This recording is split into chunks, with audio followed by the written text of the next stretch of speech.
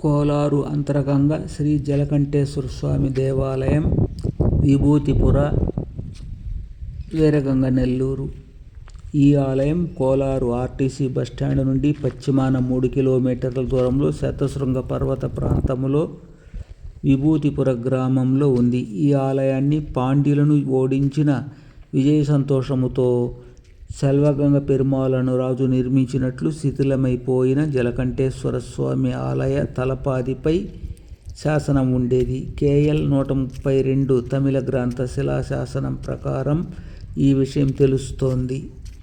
ఈ ఆలయం శిథిలమైపోయి పూజలు లేకుండా ఉండగా తరువాత కాలంలో పునర్నిర్మించబడి చుట్టూ శివలింగాలు స్థాపించబడినవి. కోనేరు పూడిపోయినది. ఇక్కడ జలకంఠేశ్వర స్వామి వారితో పాటు అమ్మవారు నిత్య పూజలు అందుకుంటున్నారు. ఆలయంలో నిత్య మాస పూజలు, శివరాత్రికి 3 రోజులు ఉత్సవాలు ఉంటాయి.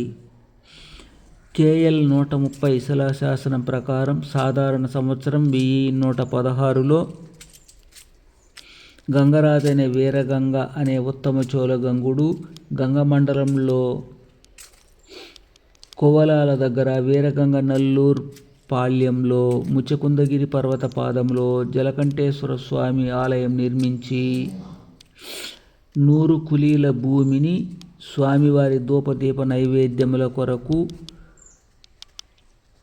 విభూతిపురం గ్రామాన్ని ఆలయానికి అనుబంధంగా బహూకరించారు. కౌశిక గోత్రజులైన శివబ్రాహ్మణులకు పూజాధికములు నిర్వహించ అనుమతించారు.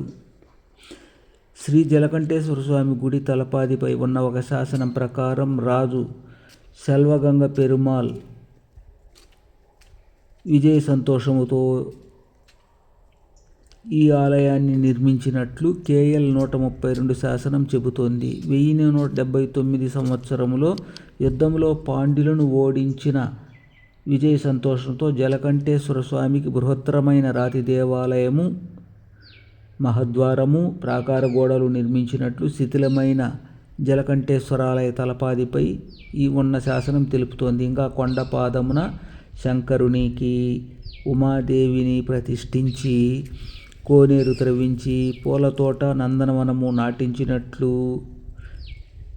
నదీ జన్మస్థానం కనుక ప్రవహించే జలంతో ఈ ప్రాంతం పునీతమైనట్లు రాయబడి ఉంది.